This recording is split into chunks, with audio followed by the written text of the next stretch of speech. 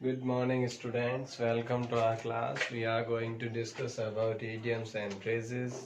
हम अपन जो है अपने idioms and phrases का जो टॉपिक है वो चल रहा है। इसमें जो है अपन इन phrases का यूज कैसे किया जाता है, किन कॉन्टेक्स्ट में किया जाता है, इनको समझने की कोशिश करते हैं ताकि जो है अपनी अंग्रेजी की जो समझ है वो भी विकसित हो और इन शब्दों का यूज करके अपन दूसरों को भी इम्प्रेस कर सकते हैं कि भी इसको ये नॉलेज है। इट मीन्स इंग्लिश का नॉलेज इसको है। ठीक है, तो फर्स्ट वर्ड अपना क्या है? High and dry. High and dry का मतलब क्या होता है? हाई एंड ड्राई, ड्राई का मतलब शुष्क, तो हाई एंड ड्राई मीन्स क्या होगा? अकेला। अकेला व्यक्ति जो है, अकेलापन जो है उसको अपन क्या कहते हैं? High and dry. High and dry. Okay, इसके बाद देखो हाई हैंडेड। अगला जो है वर्ड क्या है आपका?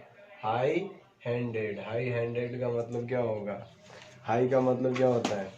हाई का मतलब उच्च, और हैंडेड का मतलब क्या होगा? हाई का मतलब उच्च, तो हैंडेड का मतलब क्या होगा? High handed. यानी कि इसका सही शब्द क्या होगा? निरंकुश। निरंकुश का मतलब क्या है? जिसके ऊपर किसी का अंकुश नहीं है, कोई नियंत्रण नहीं है। हाई हैंड, सबसे ऊपर जो है हाथ उसका है। यानी कि जैसा साउथ कोरिया के अंदर है किम जोंग, नॉर्थ कोरिया में किंग जोम। किंग जोम जो है वो क्या है? निरंकुश शासक है। उसके ऊपर जो है कोई किसी का दबाव नहीं है। यहाँ तक कि अमेरिका ने भी ट्राई कर लिया, उसके सामने भी झुकने को तैयार नहीं है। तो निरंकुश, हाई हैंडेड का मतलब क्या होगा? निरंकुश। ठीक है, इसके बाद देखो hit below the belt. Belt कहाँ बांधते हैं? कमर पे। ठीक है, इसके नीचे क्या है? अपने जो ऑर्गन्स है वो बहुत ही इंपॉर्टेंट है। तो हिट बिलो द बेल्ट, यानी कि बेल्ट के नीचे प्रहार करना। इसका मतलब क्या होगा? इसका मतलब क्या होगा कि गलत तरीके से, गलत तरीके से वार करना। ठीक है, गलत तरीके से वार करना जो है उसको अपन क्या कहेंगे? Hit below the belt. Hit below the belt यानी बेल्ट के नीचे वार करना, प्रहार करना, गलत तरीके से वार करना। Hit the nail on the hand. Hit the nail on the hand. Hit the nail on the hand. Hit the nail on the hand. Hit the nail on the hand, इसका मतलब क्या होगा? Hit the hand on the nail का मतलब सही समय पर सही कार्य करना। ठीक है, एकदम मौका देख के चौका लगाना जिसको कहते हैं भाई, मौके पे चौका। तो वही अर्थ इसका है, hit the nail on the hand. Hit the nail on the hand यानी मौके पे चौका। सही समय देखा, उचित अवसर देखा और अपना जो है वो जो भी था चाल चल दी। Hit the jackpot. जैकपॉट का मतलब क्या है? जैकपॉट। तो हिट द जैकपॉट का मतलब क्या होगा? बड़ी उपलब्धि। जैकपॉट लगना। जैकपॉट लगना क्या मतलब? क्या है? बहुत बड़ा कुछ प्राप्त कर लेना, उपलब्धि प्राप्त करना। तो हिट द जैकपॉट का मतलब बहुत बड़ी उपलब्धि प्राप्त करना। इसके बाद देखो Hobson's choice. Hobson's choice. Hobson's choice का मतलब क्या है?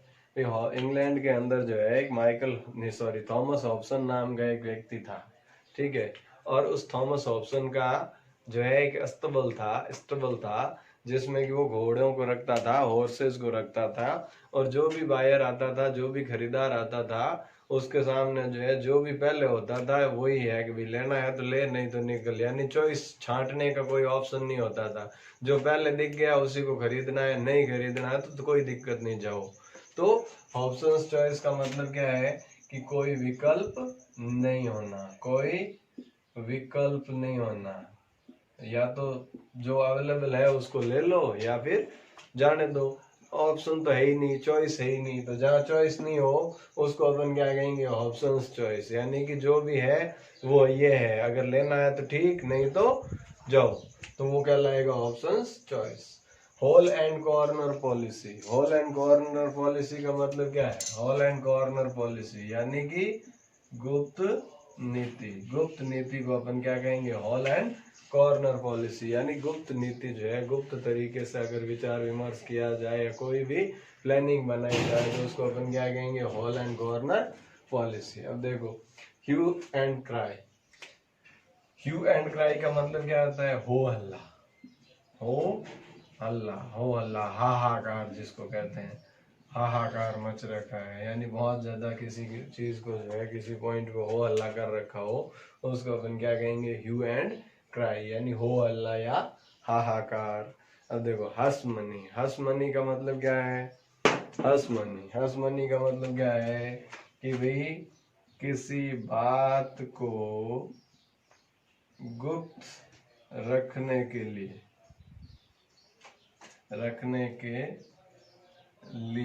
दिए जाने वाले पैसे, ठीक है, दिए जाने वाले पैसे या धन, किसी भी बात को, किसी रहस्य को जो है, आपका कोई राज है और उस राज को छुपाने के लिए किसी को आप पे कर रहे हो, तो वो मनी क्या कहलाएगी, हस मनी, यानी अपना रहस्य छुपाने के लिए किसी को जो है पैसे देना, वो कहलाएगी हस मनी।